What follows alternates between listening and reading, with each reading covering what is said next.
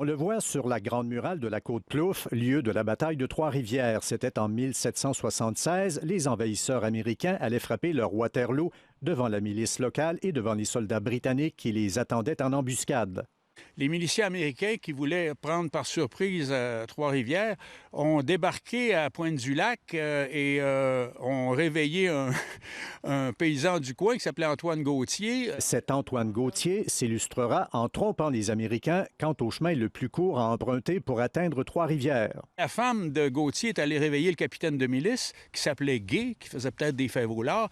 Et Gay, lui, en pleine nuit, est venu avertir le commandant ici à Trois-Rivières, le commandant britannique, qui était un Écossais, Simon Fraser. Et là, on s'est embusqué dans le coteau et on a attendu les Américains et ils sont tombés dans le piège.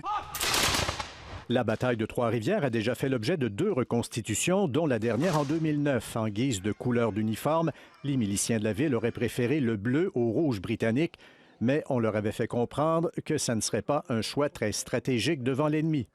Puis là, les gouvernements, ils ont dit, ben non, les Américains sont en bleu. Si vous voulez pas vous faire tuer, vous êtes mieux d'avoir des rouges comme les Britanniques. Des soldats américains tombés au combat avaient été accueillis et soignés par les sœurs de la communauté des Ursulines, mais étaient partis sans payer.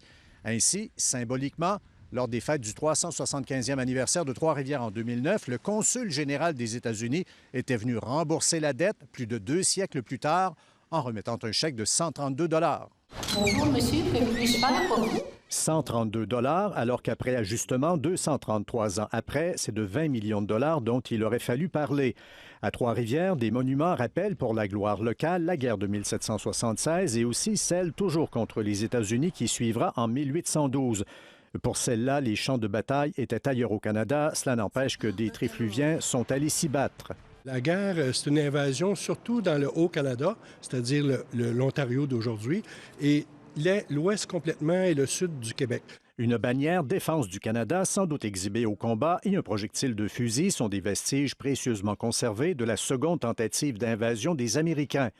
Alors qu'on évoque maintenant un 51e État, à l'époque, les 13 colonies américaines, elles, projetaient tout bonnement d'en ajouter une 14e au nord de leurs frontières. Ici Louis Cloutier, Radio-Canada, Trois-Rivières.